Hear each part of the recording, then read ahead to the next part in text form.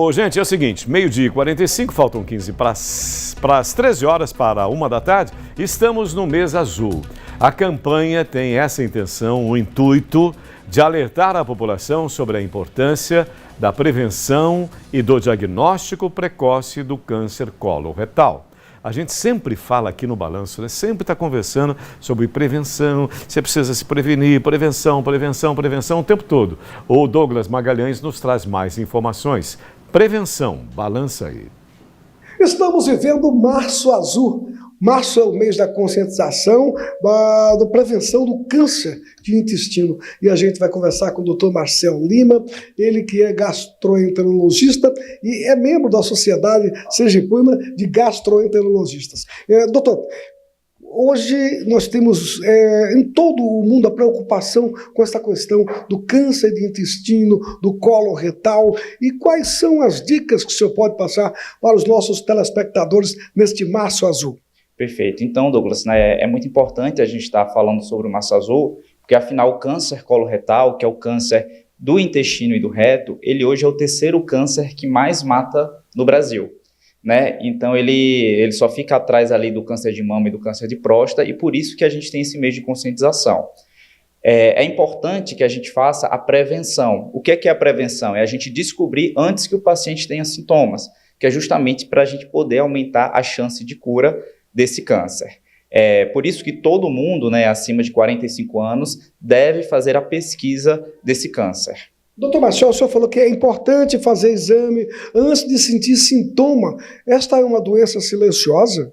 Isso, o que acontece é que nos estágios iniciais o paciente ele pode não perceber, né, que está ali, aquele câncer está crescendo.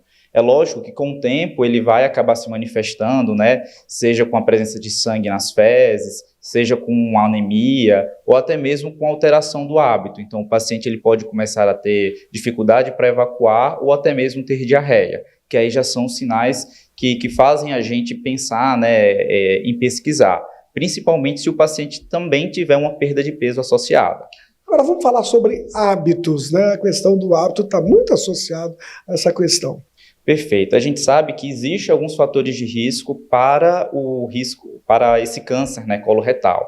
Já é muito bem definido que o consumo de álcool, o cigarro, a obesidade, o consumo de alimentos ultraprocessados, o excesso de carne vermelha, uma dieta com pouca fibra, tudo isso é fator de risco para o desenvolvimento desse câncer. Por isso que a prática de atividades físicas regulares, uma alimentação saudável, ela é fundamental também para prevenir o surgimento desse câncer. O churrasquinho com aquela gordura.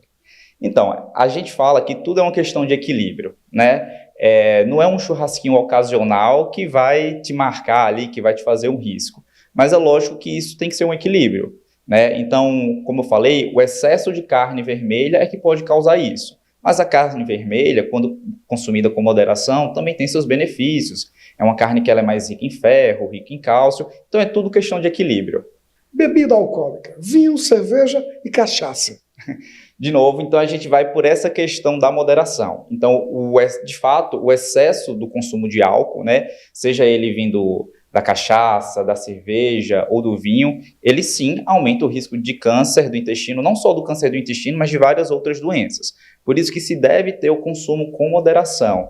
Então, quem faz um consumo exagerado deve procurar uma avaliação médica para justamente avaliar esse risco e se ele precisa ou não reduzir ou até mesmo suspender o consumo desse alimento. Doutor Marcel, uma dica para que se torne hábito da população para evitar?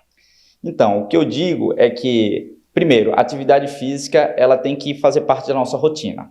A gente não pode negociar, não é aquela coisa eu vou se der tempo. Não, a gente tem que incorporar isso como hábito diário, né? Outra dica que eu digo que é muito comum os nutricionistas, né, que são nossos parceiros nesses cuidados, é aquela questão, você tem que desembalar menos e descascar mais, ou seja, sempre dar preferência a alimentos naturais, alimentos frescos, frutas, verduras, e evitar justamente esses alimentos industrializados, ultraprocessados, que são eles que aumentam o risco de várias doenças.